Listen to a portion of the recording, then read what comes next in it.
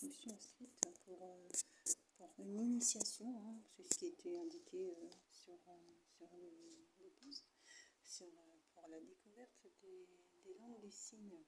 Bon, c'est vrai que je n'ai jamais été amenée dans mes interventions à à intervenir auprès d'une personne euh, qui parlait, qui utilisait le langage des signes pour s'exprimer. Bon, c'est, ça ne s'est jamais présenté en 14 ans d'exercice de mon métier. Je n'ai jamais été confrontée à une personne ou amenée à accompagner une personne qui parlait le langage des signes. Je, je me suis dit que tiens, ça serait intéressant de pouvoir avoir les bases, ne serait-ce que seulement bonjour, bonjour, comment ça va, voilà, je dirais vraiment les bases qui permettent de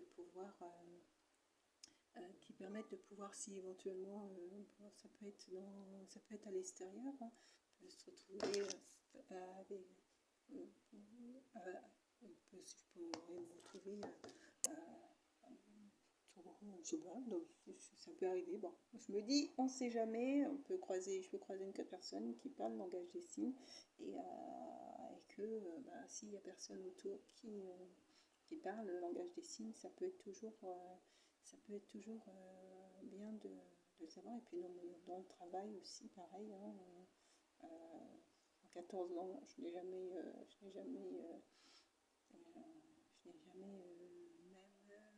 me demande si j'ai rencontré, je me demandais si j'avais rencontré, je crois même pas en fait, seulement dans ce qu'on voit à la télé en fait, et sur les réseaux sociaux, mais sinon jamais rencontré.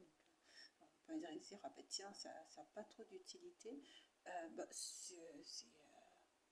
Les bases, c'est comme quand on conseille d'apprendre un peu l'anglais. Savoir dire bonjour, comment tu vas, l'anglais c'est indispensable. L'anglais est indispensable, c'est vrai.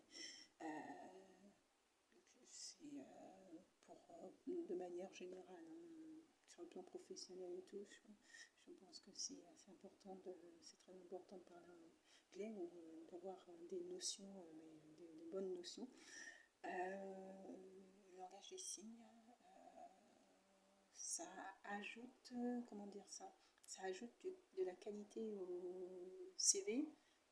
C'est pas indispensable si on ne cherche pas à se spécialiser dans les interventions auprès de ce public-là, mais ça ajoute, je pense, de la qualité au CV, et puis pour sa culture personnelle aussi, c'est aussi intéressant. Donc voilà, donc je suis un interlocuteur qui étonnamment, parce que généralement vous voyez, les visios de présentation, on fait d'abord la visio de présentation, et après, soit on sollicite pour savoir si on souhaite être contacté ou pas, ou approfondir et tout. Et là, c'est avant l'événement qu'il prend contact. Bon, sur le plan psychologique, il faut avoir la disponibilité pour apprendre les choses. Voilà, là, ma concentration, ça va être sur mon travail. Ça va pas être, ça va être un temps que j'ai accordé je vais prendre pour pouvoir faire cette formation, mais c'est pour avoir quelques dates, mais c'est pas, je n'aurai pas la disponibilité pour faire une formation poussée sur le langage des signes que j'utilise, comme je le disais, je n'ai jamais utilisé, jamais accompagné une personne qui parlait la langue des signes, et je pense que je n'ai jamais même rencontré une personne hormis sur les réseaux sociaux, je n'ai jamais rencontré une personne qui s'exprimait par le langage des signes. Donc voilà, je vais poursuivre ce que je suis en train de faire pour partir, prendre un déplacement dans l'après-midi. métier.